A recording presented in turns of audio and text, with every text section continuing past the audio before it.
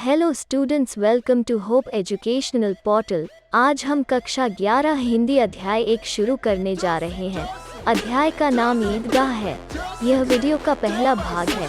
इस भाग में हम आपको मुंशी प्रेमचंद के बारे में बताने जा रहे हैं।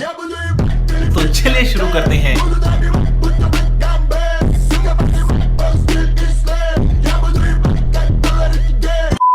प्रेमचंद का जन्म वाराणसी शिले वेफ लम्ही ग्राम में हुआ था। उनका मूल नाम धनपत राय था। पेरमचंद की प्रारंभिक शिक्षा वाराणसी में हुई। मैट्रिक वेफ बाद वे अध्यापन करने लगे।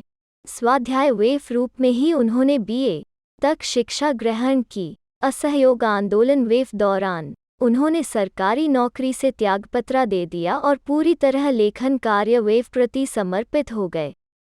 प्रेमचंद ने अपने लेखन की शुरुआत पहले उर्दू में नवाब राय वेफ नाम से की, बाद में हिंदी में लिखने लगे। उन्होंने अपने साहित्य में किसानों, दलितों, नारियों की वेदना और वर्ण व्यवस्था की विपरीतियों का मार्मिक चित्रण किया। वे एक ऐसे साहित्यकार थे जो समाज की वास्तविक स्थिति को पैनी दृष्टि से देखने की शक्ति रखते थे। उन्होंने समाज सुधार और राष्ट्रीय भावना से ओतप्रोत अनेक उपन्यासों एवं कहानियों की रचना की। कथा संगठन, चरित्र चित्रण, कथोपथन आदि की दृष्टि से उनकी रचनाएं बेजोड़ हैं। उनकी भाषा बहुत सजीव, मुहावरेदार और बोलचाल वेफ निकट है। हिंदी भाषा को लोकप्रिय बनाने में उनका विशेष योगदान है। संस्कृत वेफ प्रचलित शब्दों वेफ साथ साथ उर्दू की रवानी इसकी विशेषता है, जिसने हिंदी कथा भाषा को नया आयाम दिया।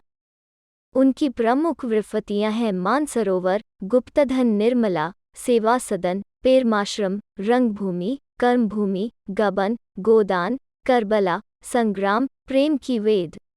उन्होंने माधुरी, हंस, मर्यादा, जागरण आदि पत्रिकाओं का संपादन भी किया। इस पाठ्यपुस्तक में उनकी ईदगाह कहानी दी गई है। हिंदी में बाल मनोविज्ञान से संबंधित कहानियां बहुत कम लिखी गई हैं। प्रेमचंद उन दुर्लभ कथाकारों में से हैं जिन्होंने पूरी प्रामाणिकता एवं तन्मयता वेफ साथ बाल जीवन को अपनी कहानियों में जगह दी है। उनकी कहानियां भारत की साझी संस्कृति एवं ग्रामीण जीवन वेफ विविध रंगों से सराबोर हैं। ईदगाह प्रेमचंद की इन्हीं विशेषताओं को अभिव्यक्त करने वाली प्रतिनिधि कहानी है। इस कहानी में ईद जैसे महत्वपूर्ण त्योहार को आधार बनाकर ग्रामीण मुस्लिम जीवन का सुंदर चित्र प्रस्तुत किया गया है।